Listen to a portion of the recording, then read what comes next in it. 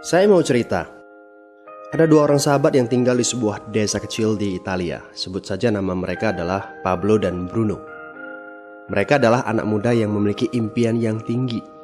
Mereka sering berkhayal bagaimana kalau suatu hari nanti mereka menjadi orang terkaya di desanya. Keduanya merupakan orang yang sangat ambisius. Yang mereka perlukan adalah sebuah kesempatan. Pada suatu hari, kesempatan itu pun datang.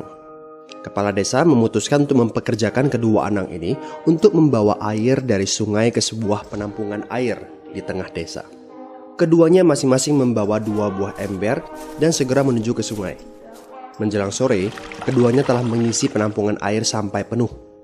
Kepala desa menggaji mereka masing-masing berdasarkan jumlah ember air yang mereka bawa. Wow, Pablo dan Bruno senang sekali. Ini berarti impian mereka akan segera terkabul. Mereka sulit percaya jika mereka bisa mendapatkan rezeki sebanyak ini. Mereka bekerja lebih keras lagi setiap hari agar bisa mengangkut air lebih banyak. Namun, Pablo mulai merasakan ketidaknyamanan.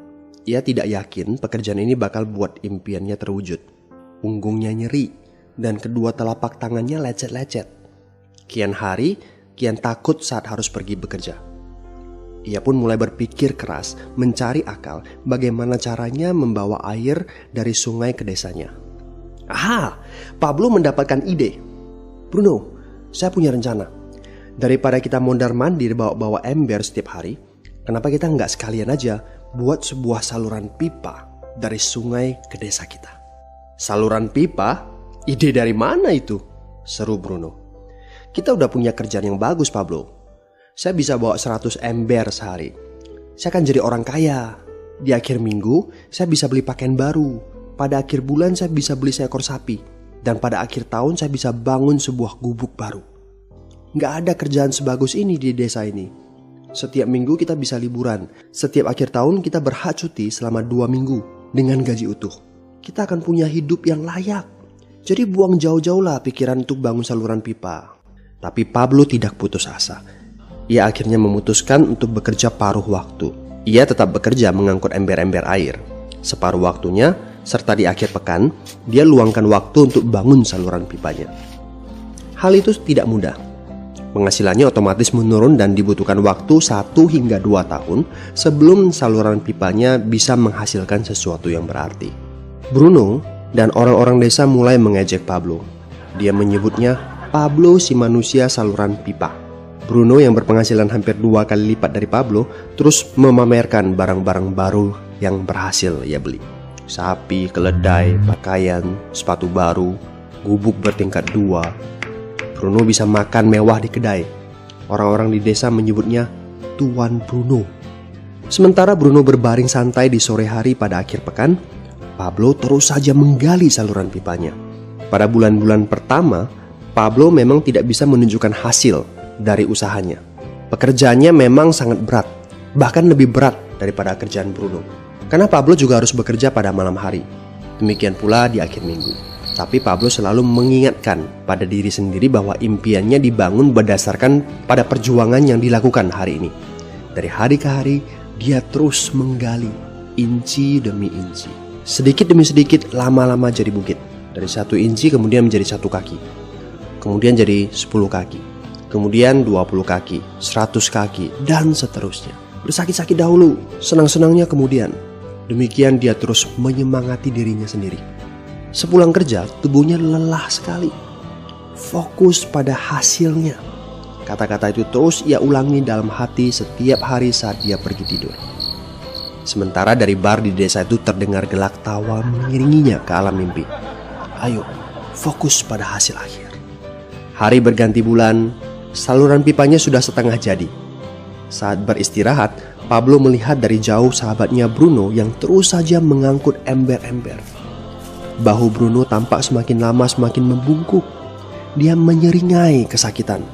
Langkahnya semakin lamban akibat kerja keras setiap hari. Dia semakin jarang bersantai-santai di tempat tidur gantungnya. Dia lebih sering terlihat di bar, duduk dengan wajah letih dan murung. Saat pengunjung bar melihat Bruno, mereka saling berbisik.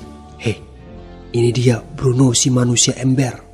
Dia lebih suka duduk sendiri di sudut yang gelap ditemani botol-botol kosong di sekelilingnya. Akhirnya, saat bahagia Pablo pun tiba. Saluran pipanya sudah rampung.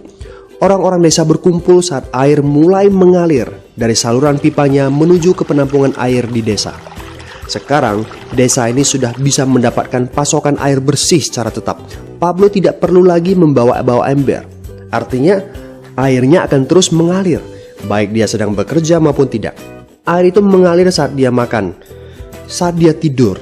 Air itu mengalir di akhir minggu ketika dia asyik bermain. Semakin banyak air yang mengalir ke desa itu, semakin banyak pula uang yang mengalir ke kantong Pablo. Apa moral dari cerita ini? Pertanyaan yang paling penting untuk kita renungkan adalah, siapakah Anda? Seorang pembawa ember atau seorang pembuat saluran pipa? Apakah Anda hanya mendapatkan penghasilan jika Anda datang ke tempat kerjaan, seperti Bruno pengangkut ember? Atau Anda termasuk orang yang bekerja hanya sekali saja, kemudian Anda dibayar terus-menerus, seperti Pablo pembuat saluran pipa? Jika Anda termasuk orang kebanyakan, itu berarti Anda bekerja dengan menggunakan pola pembawa ember. Anda membarterkan waktu untuk mendapatkan uang. Maksudnya, bekerja 1 jam dibayar per jam, bekerja 1 bulan dibayar per bulan, bekerja setahun dibayar per tahun. Masuk akal kan? Masalahnya, dengan sistem pembawa ember, masuknya uang akan berhenti saat kita berhenti bawa ember. Artinya pendapatan kita hanya sementara alias tidak langgeng. Kalau di suatu pagi Bruno bangun dan punggungnya terasa sakit, sehingga dia tidak bisa bangkit dari tempat tidurnya, berapa uang yang akan dia dapatkan hari itu? 0 besar. Fakta yang harus kita sadari adalah kita tidak bisa bekerja selamanya karena faktor usia dan kesehatan. Jika kita tidak sanggup membarterkan waktu kita, maka kita tidak akan mendapatkan uang. Pablo jauh hari sudah menyadari keterbatasan ini. Karena itulah dia langsung berpikir untuk menciptakan suatu sistem yang memungkinkan dia untuk terus mendapatkan bayaran baik dengan cara barter waktu ataupun tidak.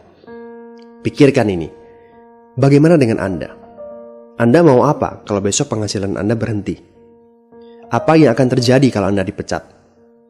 Apa yang terjadi kalau kemudian Anda sakit atau cacat sehingga tidak bisa membawa ember lagi? Bagaimana seandainya perawatan kesehatan yang mendadak yang harus Anda jalani menghabiskan uang tabungan Anda? Apa yang terjadi bila uang tabungan Anda itu langsung menguap dalam semalam? Kalau penghasilan Anda berhenti besok, untuk berapa lama Anda bisa membayar hipotek Anda? Cicilan rumah, mobil Anda, ataupun untuk biaya sekolah anak-anak Anda? 1 tahun, 6 bulan, 3 bulan, atau 3 minggu? Jelas. Apakah Anda bekerja sebagai penyapu jalan, bekerja di kantor, punya jabatan tinggi, atau memiliki toko, seorang profesional di bidang tertentu, tetap saja Anda membarterkan antara satuan waktu dengan satuan uang. Apakah dengan cara demikian Anda akan aman? Satu-satunya jalan untuk menciptakan keamanan yang sesungguhnya adalah seperti yang dilakukan oleh Pablo, yaitu membangun saluran pipa saat Anda masih bekerja sebagai pembawa ember. Dengan membangun sebuah saluran pipa, Anda cukup mengerjakan pekerjaan sekali saja, capeknya sekali saja, tetapi Anda akan dibayar terus-menerus. Saluran pipa ini akan memberikan Anda penghasilan walaupun Anda sedang tidur ataupun Anda sedang main. Penghasilan ini juga akan terus Anda peroleh setelah Anda pensiun, pada saat Anda sedang sakit ataupun cacat sehingga tidak bisa bekerja, dan juga dalam situasi darurat. Inilah yang disebut sebagai penghasilan pasif. Anda tahu, saat ini kami sedang membangun saluran pipa yang akan memberikan penghasilan pasif. Mau tahu caranya? Hubungi teman yang meminta Anda untuk menonton video ini. Dia punya akses untuk informasi yang Anda butuhkan. Mintalah video lanjutannya, atau jika memungkinkan, bertemu langsung dengan teman Anda.